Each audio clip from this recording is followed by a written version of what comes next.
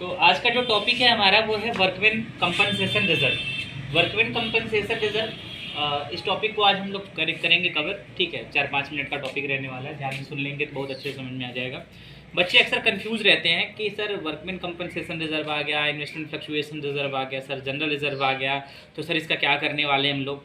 तो इसमें देखिए कन्फ्यूजन वाली कोई बात नहीं है। ठीक है, तो अगर लाइबिलिटी साइड में अगर आपको कोई बैलेंस शीट के अगर जब जैसे कोई नया पार्टनर एडमिशन होता है या प्रॉफिट शेयरिंग रेशियो में चेंजेस आता है, जब कभी जैसे न्यू जो ओल्ड पार्टनर्स हैं और उनका जैसे पीएसआर चेंज हो गया या कोई नया पार्टनर जब फर्म में इंटर करता है, तो उस टाइम पे जो है हम जो है एक नई बैलेंस शीट बनाते हैं, यानी कि जब एसेट्स और लाइबिलिटीज़ का रिवोल्यूशन करते हैं और एक जो है कि पार्टनर्स का कैपिटल बनाते हैं, तो जब पार्टनर्स जो पहले से रिजर्व वगैरह रखे रहते हैं, एक्यूमुलेटेड प्रॉफिट्स वगैरह रहता है, तो वो आपस में क्या कर लेते हैं, डिस्ट्रीब्यूट कर लेते हैं। तो कभी भी तो जैसे हम तो ऑल रिजर्व्स, जितने भी रिजर्व्स हैं वो हम डेबिट कर लेते हैं to old partners capital account.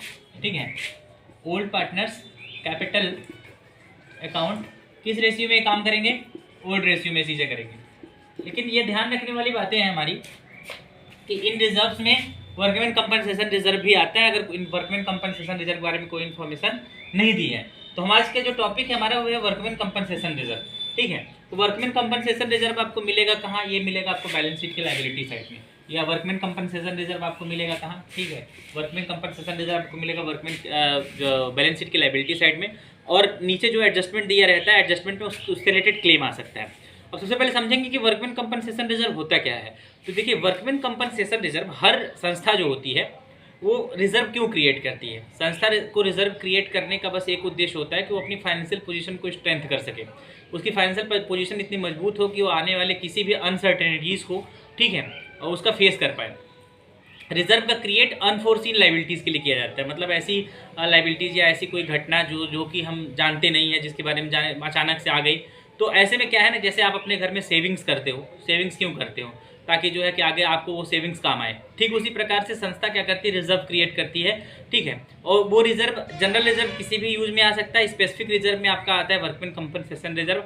Specific मतलब हम किसी पर्पज को ध्यान में रखते हुए रिजर्व बनाते हैं, यानी जैसे कि वर्कमैन कंपनसेशन रिजर्व क्यों बनाते हैं, वर्कमैन कंपनसेशन रिजर्व इसलिए बनाते हैं, जैसे बड़ी बड़ी कंपनियां हैं तो वहाँ पे बड़ी बड़ी मशीनें होती हैं, बड़ी बड़ी फैक्ट्रियों में बड़ी बड़ी खतरनाक मशीनें होती हैं, तो जो वहाँ के वर्कर्स काम कर रहे होते हैं, तो उनमें क्या होता है ना कि एक्सीडेंट होने का डर रहता है। तो एक्सीडेंट हो गया, फिर कोई और रीज़न रहा, तो इससे क्या होता है, जब कभी एक्सीडेंट होता है या मान लीजिए किसी वर्कर का डेथ ही हो गया, तो उस केस में क्या करना होता है कि कंपनी जो है अपने वर्कर्स को कंपनसेट करती है। ठीक है, कभी कभी ये हादसा बड़ा रहता है, तो कंपनी क्या करती है, पहले से एक रिजर्व क्रिएट कर रहती है कि जब कभी ऐसी कोई दुर्घटना हुई तो हम इसी रिजर्व से पैसे निकाल करके दे देंगे।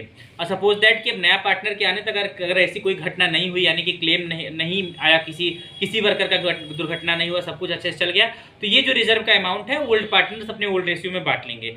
लेकिन अगर घटना हुई या फिर जो है, तो आपको जो है बैलेंस शीट के नीचे ही जो है एडजस्टमेंट में दिया रहेगा कि जो है कि claim for workman compensation reserve इतना। तो अब मतलब आप समझ गए होंगे कि वर्कमैन कंपनसेशन रिजर्व क्यों होता है, क्यों बनाया जाता है। तो वर्कर्स को के क्लेम को कंपनसेट करने के लिए जो हम वर्कमैन कंपनसेशन रिजर्व तैयार करते हैं। अब जरूरी बात है सर, इसकी एंट्री कैसे करें और इसका जो है कि ट्रीटमेंट कहाँ कैसे किया जाता है। तो सुनिए मेरी बात से, सबसे पहले देखिए एक हम इलस्ट्रेशन लेते हैं, जैसे कि ए, बी और सी, ये है इनका जो रेशियो है 5, 3 और 2। ठीक है, जैसा कि आप पढ़ते चले आए होंगे पार्टनरशिप, ये टॉपिक हमारा पार्टनरशिप से है, तो 5, 3, 2 के रेशियो में ए, बी और सी 3 पार्टनर्स हैं। ठीक है, तो ये इनका रेशियो है, डी का एडमिशन हो रहा है। ठीक है, डी एडमिशन हो रहा है। ठीक है, उसको छोड़ते हैं, अभी हम देखते हैं कि हमारे लाइबिलिटी साइड में जो वर्कमैन कंपनसेशन रिजर्व हम बना के रखे हैं, तो वो वर्कमैन कंपनसेशन रिजर्व, सपोज करिए कि हमने 50,000 रुपये तक का वर्कमैन कंपनसेशन रिजर्व बनाया है। ठीक है, हमारे पास वर्कमैन कंपनसेशन रिजर्व 50,000 रुपये का है। तो अगर केस 1 की अगर हम बात करें, केस 1 का मतलब ये है कि अगर हमारे पास कोई इन्फॉर्मेशन नहीं है, if there is no information, पहला हमारा केस यही हो गया कि if there is no information. तो अगर हमारे पास कोई इन्फॉर्मेशन नहीं है तो हम क्या करते हैं, इस वर्कमैन कंपनसेशन रिजर्व को ओल्ड पार्टनर्स में बांट लेते हैं। कैसे बांटते हैं, जैसा कि मैं पहले भी बता सकता हूँ, workman compensation reserve account debit to old partners का कैपिटल अकाउंट, टू ए का कैपिटल, टू बी का कैपिटल, टू सी का कैपिटल। ठीक है, किस रेशियो में जाएगा, ये 50,000 पूरा बढ़ जाएगा, 50,000 रेशियो में जाएगा, यानी 5 3 2 में 5 3 8 2 10 1 0 कैंसिल करेंगे तो यह हो जाएगा 25,000, ये हो जाएगा आपका 15,000, ठीक है, ठीक है, हाँ 5 15 और इधर हो जाएगा 10,000। टोटल हम कर लेंगे कितना हो गया, 25 15 आपका 40 और 10 50,000 हो गया।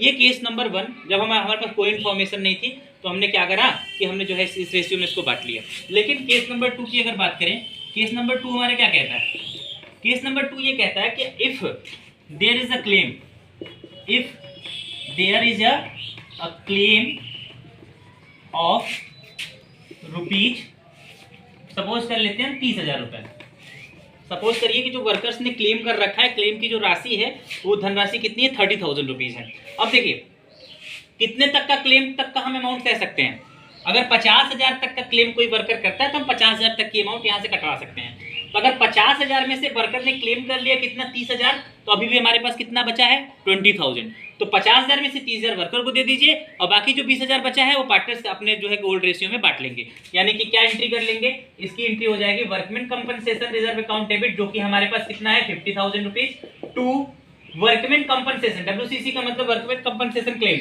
यानी कि कहाँ कितना चला गया आपका यहाँ पे 30,000। तो फिर उसके बाद बाकी जो 20,000 बचा है, 2A का कैपिटल, 2B का कैपिटल, ठीक है, और 2C का कैपिटल। अब 30,000 में से एक जीरो कैंसिल कर दिया, हो जाएगा 3,000, तो 15, यहाँ 15,000 हो गया आपका, यहाँ 9,000 हो गया आपका, और यहाँ पर हो गया आपका 6,000 रुपीज। ये जो सॉरी 30,000 में 20,000 बांटेंगे, ठीक है, 30,000 50 में से 30,000 गया, बचा जो है कि 20,000 को बांटेंगे। तो 20,000 में से यानी कि आपका एक जीरो कम करेंगे, 2,000, 2,000 इंटू 5 बराबर 10,000, 2,000 इंटू 3 बराबर 6,000, 2,002 इंटू बराबर 4,000। मतलब ये बचे हुए अमाउंट्स को हम जो है कि वैसे डिस्ट्रीब्यूट कर देते हैं, ठीक है। अब मान लीजिए आपका जो केस नंबर 3 है वो देखिए, इसमें कुल मिला जुला के आपको 4 केसेस बताएंगे। पहला केस कोई इन्फॉर्मेशन नहीं, दूसरा केस हमने क्या बताया कि वर्कमैन कंपनसेशन रिजर्व का जो अमाउंट है, ठीक है, वर्कमैन कंपनसेशन क्लेम से ज़्यादा है, यानी क्लेम 30,000 का आया, हमारे पास 50,000 है, यानी इसको हम ऐसे भी कह सकते हैं कि जो हमारे पास वर्कमैन कंपनसेशन रिजर्व है वो ज़्यादा है, किससे ज़्यादा है, क्लेम से।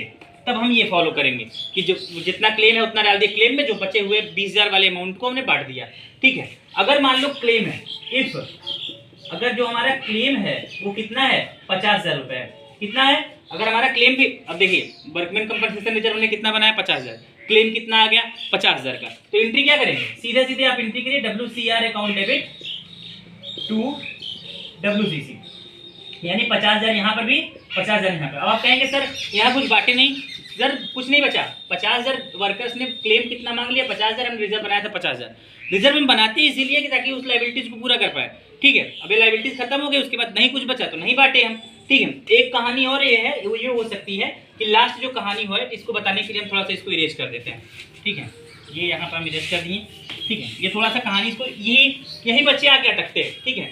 अगर मैं कहूँ लास्ट केस नंबर 4 में कि अगर हमारा जो क्लेम है, इफ, ठीक है, अगर हमारा क्लेम जो है वो कितना है, मान लीजिए 60,000 रुपीज आ गया, कितना आ गया 60,000, क्या इस क्लेम को हम सह सकते हैं इस अमाउंट से, हमारे पास क्लेम है 60,000 का, रिजर्व बनाया 50,000 का। अब हमको ना देखिए रिजर्व हम सेविंग जो करे रहते हैं, अब हमारी जो सेविंग यानी कि रिजर्व थी वो 50,000 है और जो क्लेम आ गया वो 60,000 है, क्लेम यानी कि 10,000 ज़्यादा है। अब 10,000 ज़्यादा है तो ये 10,000 हमारे बिजनेस से जाएगा, यानी ये 10,000 हमारे लिए क्या है, घाटा है। तो एक अकाउंट का नाम आपने सुना होगा, रिवैल्यूएशन अकाउंट, ठीक है। तो WCR अकाउंट डेबिट ये कितने से कर देंगे, 50,000 हमने यहाँ पे से कटवा दिया, ठीक है। अब 2 WCC यहाँ पर लिख दिए, आप देख रहे हो कि सर यहाँ आपको चाहिए 60,000, तो ये जो 10,000 का गैप आ रहा है ना, इस गैप को आप किससे भर दोगे, रिवैल्यूएशन से। किससे भरोगे, तो यहाँ पर आप क्या कर लोगे, रिवैल्यूएशन अकाउंट डेबिट कितना जाएगा भैया 10,000, ठीक है। अब रिवैल्यूएशन पे कोई भी लॉस या प्रॉफिट होती है तो रिवैल्यूएशन की लॉस या प्रॉफिट तो बढ़ती है, तो सेकंड वाली एंट्री आप क्या कर लोगे, रिवैल्यूएशन पे जो लॉस हुआ है 10,000 का वो बांटोगे। लॉस बांटने की एंट्री क्या होती है, कोई भी लॉस अगर पार्टनर्स आ तो उसका कैपिटल तुरंत डेबिट कर दो आप, ठीक है। यानी ए का कैपिटल आप डेबिट कर लो, ए का कैपिटल अकाउंट डेबिट, बी का कैपिटल आप डेबिट करवा लो, बी कैपिटल अकाउंट डेबिट, सी का कैपिटल भी आप डेबिट करवा लो, ठीक है। और 2 यहाँ पर क्या आप डाल लोगे, रिवैल्यूएशन, टू रिवैल्यूएशन, रिवैल्यूएशन में कितना है आपका 10,000 है, और 10,000 को अगर बांटोगे तो एक जीरो कैंसिल कर दो, 1000, और यहाँ पर हो जाएगा आपका 5,000, 3,000 और 2,000, यानी आप डाल दो 5,000, बी पाएगा 3000 और ये 2000। इस तरह से हम जो है कि वर्कमैन कंपनसेशन रिजर्व को ख़त्म करते हैं।